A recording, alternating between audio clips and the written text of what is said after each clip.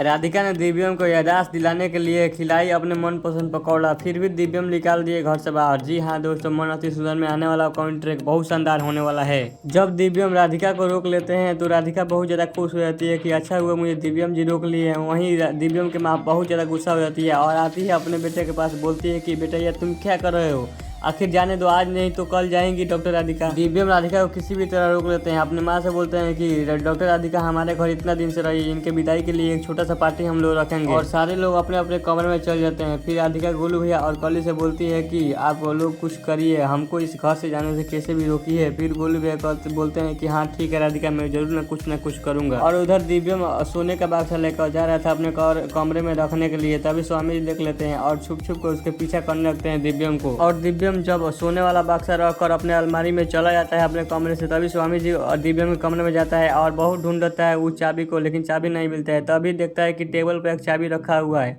और स्वामी जैसे ही उस चाबी को उठाने वाला था तब तक राधिका आ जाती है। बोलती है कि स्वामी जी तुम दिव्यम जी के कमरे में क्या कर रहे हो। स्वामी राधिका को देखकर अचानक से बहुत ज्यादा डर जाता है और कैसे भी करके वहाँ से चला जाता है। राधिका भी वहाँ जाती है और दिव्यम जी के लिए पकौड़े बनाने में लग जाती है। तब तक दिव्यम के माँ देख लेती है और आकर राधिका का बहुत ज्यादा बोलती है कि खबरदार मेरे बेटे के लिए कुछ बनाई तो, और उसके याददाश्त वापस लाने की कोशिश भी की तो, और उसके हाथ से छीन कर फेंक देती है। तभी दिव्यम की दादी आ जाती है और बोलती है कि सुजाता तुम क्या कर रही हो, राधिका का हाथ जल्दी से छोड़ो और यहाँ से जल्दी से चली जाओ चुपचाप। सुजाता बहुत ज्यादा गुस्सा होकर वहाँ से चली जाती है और राधिका अपने पकौड़े बनाने लगती है। सुजाता फिर आती है, सभी लोग चल जाते हैं उस किचन में से तो, और जाती है उस पकौड़े में बहुत ज्यादा मिर्ची डाल देती है ताकि राधिका का बहुत बोले दिव्यम और उसको घर से निकाल दे तुरंत। लेकिन ये सब कली देख रही थी सुजाता करतूत की, सुजाता क्या कर रही थी, और सुजाता उस मिर्ची डाल के पकौड़े में चली जाती है। तभी कली आती है और उसको चखने लगती है कि सुजाता क्या की है। और कली जैसे ही उस पकौड़े में चखती है तो उसको बहुत ज्यादा तीखा लगता है। तब तक वो चिल्लाने लगती है और समझ जाती है कि ये सब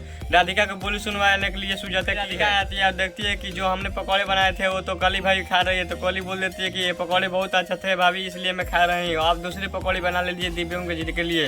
राधिका बोलती है ठीक है आप खाओ, मैं दूसरे बना लेती हूँ। बाजार से मिठाई लाया था और सारे लोग को बुला रहा था कि जल्दी से सभी लोग आइए क्योंकि अब डॉक्टर राधिका का विदाई होने वाला है। सारे लोग आ जाते हैं और राधिका भी आती है और मिठाई लेकर आती है वो भी, और बोलती है कि आप मेरे लिए मिठाई लेकर आए हैं, मैं भी आपके लिए गिफ्ट और ये पकौड़े बना के ले आई हूँ। दिव्यम बहुत ज्यादा खुश हो जाता है और दिव्यम के माँ ज्यादा सोचने लगती है कि दिव्यम जैसे ही पकौड़ा खाएगा वो बहुत ज्यादा गुस्सा होगा, ये पकौड़े राधिका का मुंह से कुछ नहीं होता है। उस पकौड़े खाकर दिव्यम बहुत ज्यादा तारीफ करता है और बोलता है कि ऐसा क्यों लग रहा है कि मैं ऐसा कभी पकौड़ा खाया हूँ।